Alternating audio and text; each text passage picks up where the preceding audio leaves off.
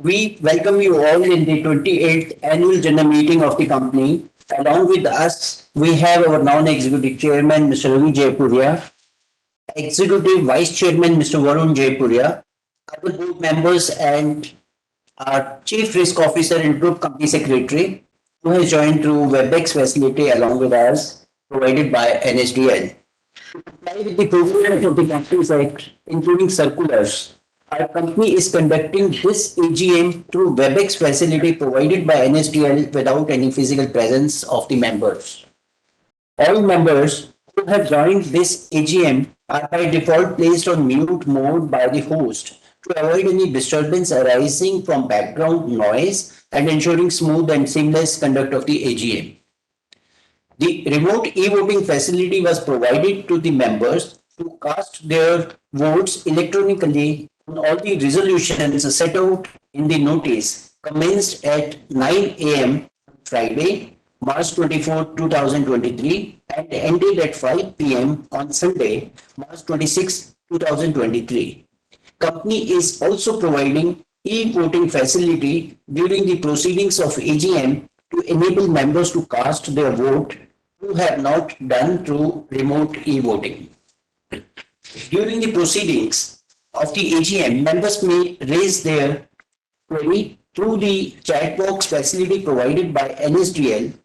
Any member face any technical issue, kindly contact helpline number of NSDL as provided in the notice of AGM.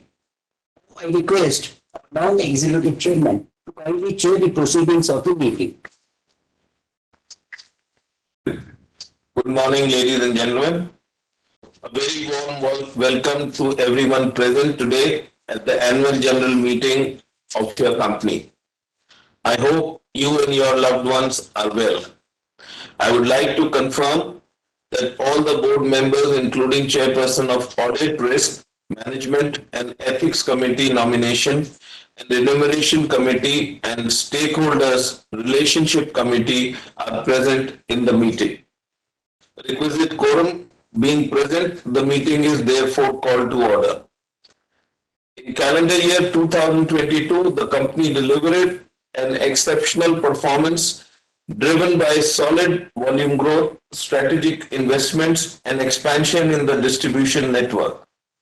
Additionally, to address the cost pressures we faced during the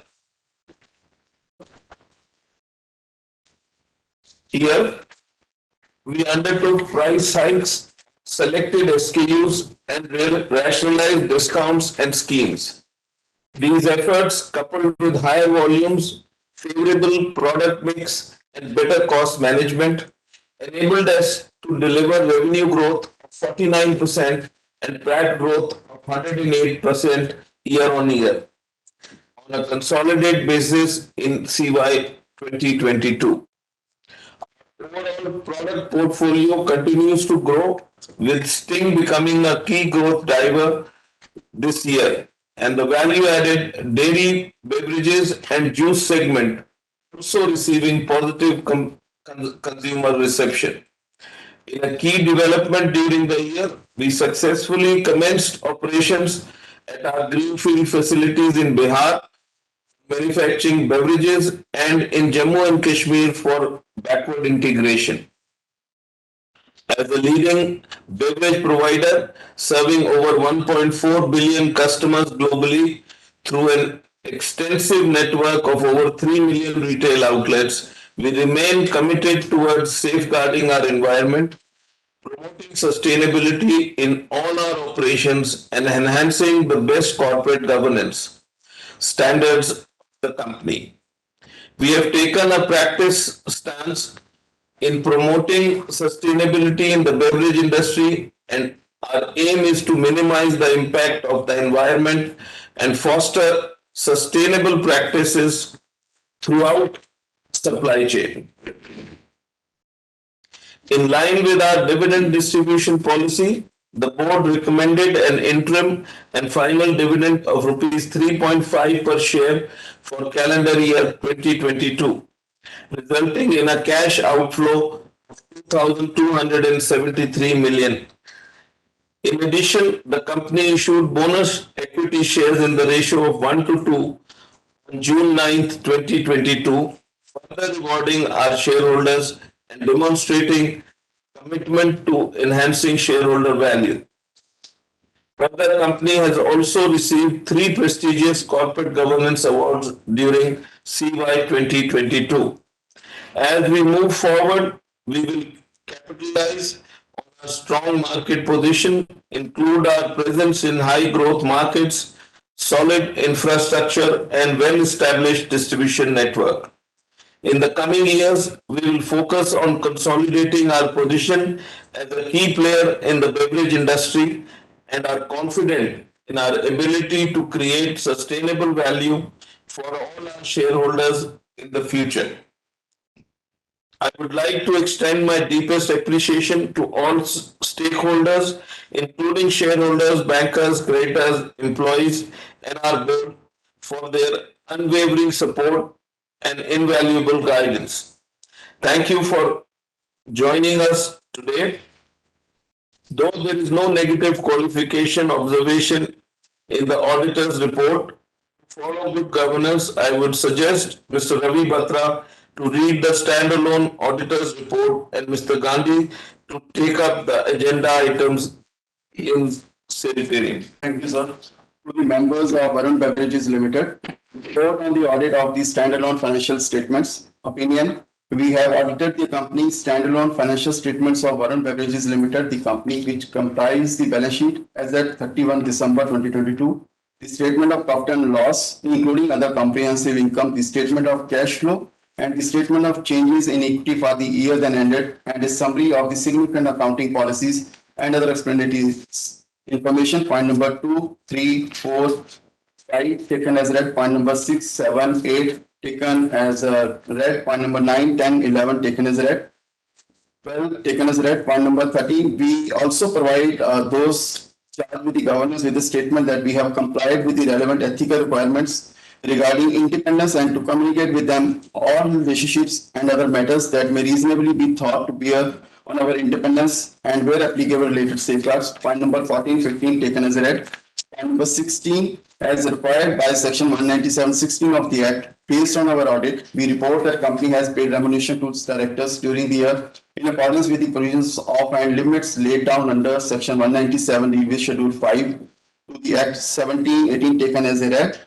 But C, the standalone financial statement dealt with by this report are in agreement with the books of account. And by E, on the basis of the written representation received from the directors and taken on record by the board of directors, none of the directors is disqualified as on 31st December 2022 from being appointed as a director in terms of section 164(2) of the Act. D, the interim dividend declared and paid by the company during the year ended 31 December 2022 and until the date of this audit report is in compliance with section 123 of the Act. For Walker Chandokar and Company Chartered Accountants, firm registration number, Ashish Gupta, partner, place Gurgaon. For OP Pagla and Company Chartered Accountants, Neeraj Kumar Agarwal, place Gurgaon, 6 February. All these statutory registers, annual report, and other statutory documents were made available for inspection by the members on the website of the company. Now I request Mr. Gandhi to take up the agenda items. Thank you, Mr. Batra. The notice along with the explanatory statement dated 6th February 2023 convening the 28th virtual annual meeting and annual report for the company was sent through email on 1st March 2023 and with your permission I take it as read. Now I will take all the agenda items for your approval. Item number 1, to receive, consider and adopt the annual standalone financial statements of the company together with the report of board of directors and auditors thereon and the audited consolidated financial statements of the company together with auditors report thereon for the financial year ended 31st December 2022. The proposed resolution is placed before the meeting to be passed as an ordinary resolution. Members who have not yet cast their vote earlier are requested to kindly vote. Item number 2, to declare final dividend of ₹1 each equity share of face value of ₹10 each for the financial year ended 31st December 2022. The proposed resolution is placed before the meeting to be passed as an ordinary resolution. Members who have not cast their vote, they are requested to kindly vote. Myself and Varun Jaipuria are interested in the next agenda item. Therefore, I suggest Mr. Gandhi to take the chair for next one agenda item. Thank you, Mr. Chairman.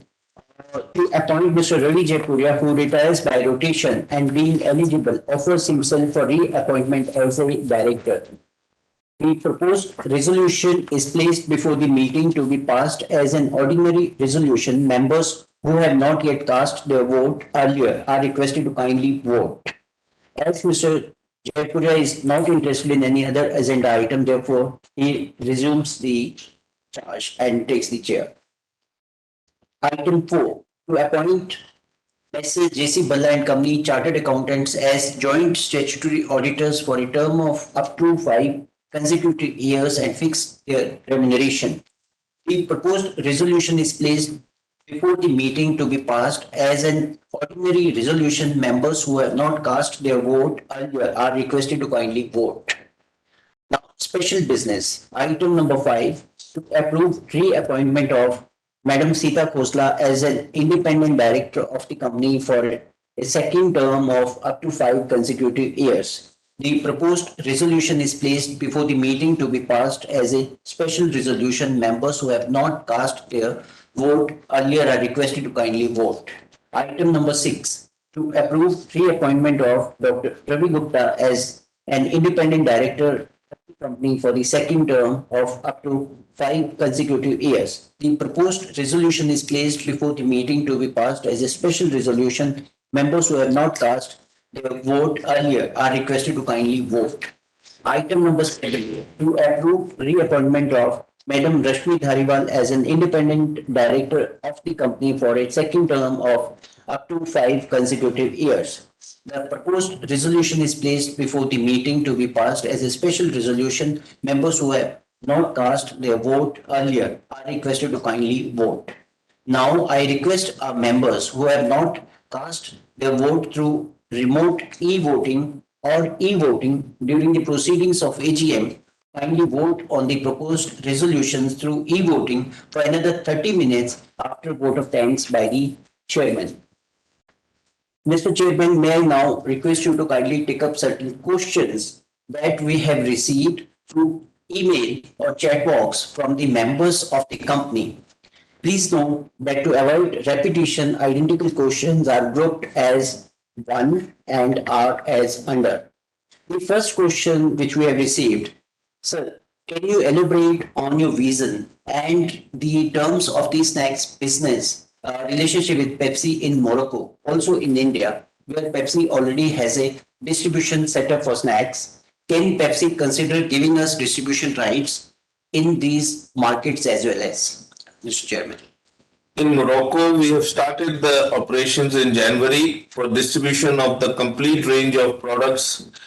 We want to stabilize that business in the next 3 to 6 months.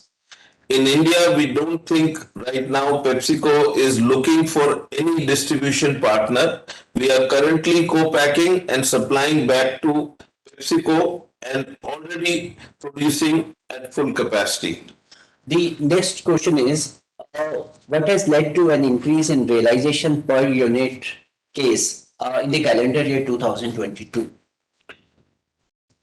In year 2022, net realization per case improved by 6% to 164 rupees, primarily driven by price hike in select SKUs, rationalization, discount and incentives, and improvement in mix of smaller SKUs, especially the energy drink Sting, which has a higher net realization.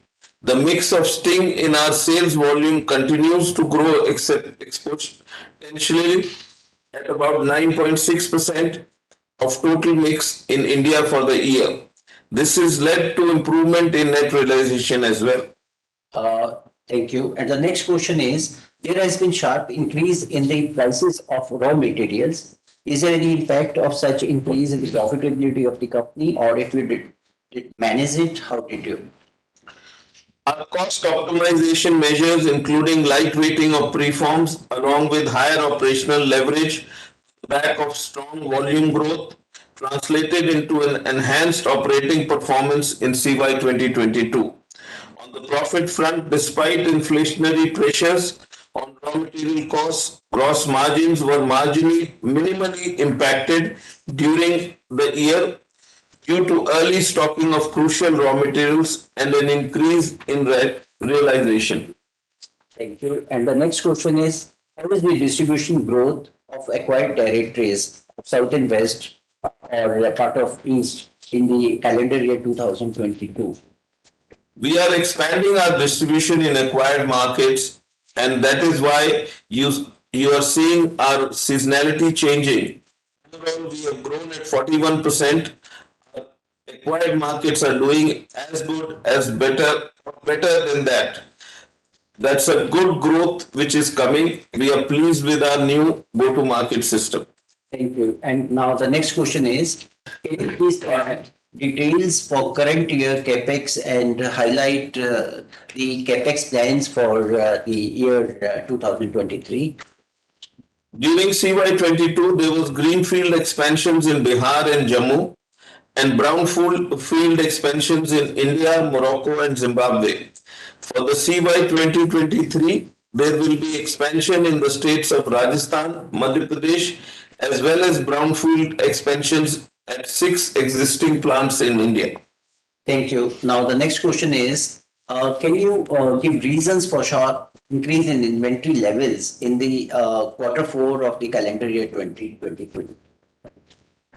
As the delivery for most of equipments was getting slightly delayed, and we didn't want to take any chance by running out of stock, we started pre-stocking much earlier this year than we normally do.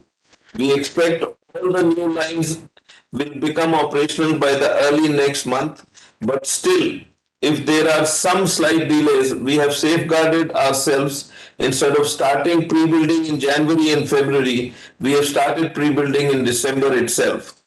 Secondly, our resin prices are always at the lowest in November and December. We prefer to pre-stock it as much as possible, and that is another reason for increase in inventory. Thank you. Now the next question is, what according to you is the scope for further expansion of distribution channel and how do we reach there, both in terms of number of outlets and then the vesicular infrastructure? We are looking at about 10 to 15% expansion in number of outlets. Our target for the year 2023 is to try and reach anywhere close to 3.5 million outlets. With the increase in number of outlets, the distribution infrastructure along with the trucks, the distributors, the vesiculars will expand proportionately. Thank you very much for covering all the questions and providing a deep insight from your side for the benefit of all the stakeholders. There being no other question, may I request to the chairman to please convey a vote of thanks. I request all the members who have not cast their votes through remote e-voting or e-voting during the proceedings of AGM to kindly vote on the proposed resolutions through e-voting for the next 30 minutes. I declare the meeting as officially concluded and would like to extend our special thanks to the board members, management and the members present for attending this AGM. Stay safe, stay healthy. Thank you very much. Thank you for your participation and look forward to continue the interaction with everyone.